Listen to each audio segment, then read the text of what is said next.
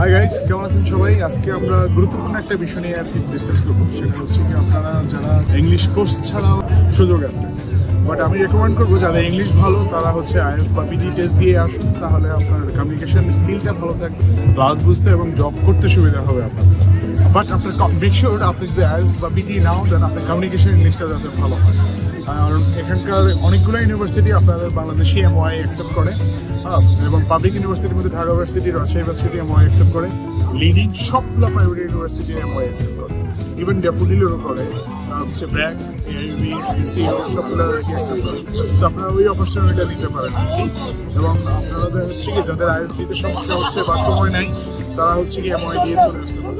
But আপনাদের make sure আপনার communication ইংলিশটা ভালো হয়, কারণ এখানে ক্যাশ ইন্টারভিউ আপনাকে পাস করতে হবে, ঠিক আছে? সো ওখানে আপনার ইংলিশ যদি একদমই পুয়ার হয় তাহলে কিন্তু আপনার ওটা পাস করতে হবে। সো মেক শিওর আপনি you are a good communicator, otherwise একটু ডিফিকাল্ট হয়ে যাবে, ঠিক আছে? তো আপনার এখনও, তবে এই অপরচুনিটিটা শুধুমাত্র মাস্টার্সের জন্য আর কি, অনার্সে এই সুযোগটা নাই, কারণ হচ্ছে এমওআই তো আসলে শুরু হয় অনার্স ডিগ্রি থেকে।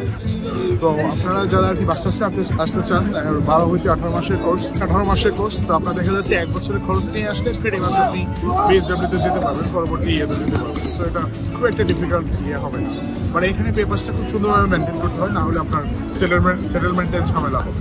আমি ইউনিভার্সিটিগুলোর নামটা আর কি লিস্টে দিয়ে দিচ্ছি, আপনারা একটু দেখে নেবেন। হ্যাঁ, আমি যতটুকু জানি ড্যাফোডিল, ব্র্যাক, তারপরে এআইবি সবগুলো লিডিং প্রাইভেট ইউনিভার্সিটি অ্যাকসেপ্ট করে আর কি।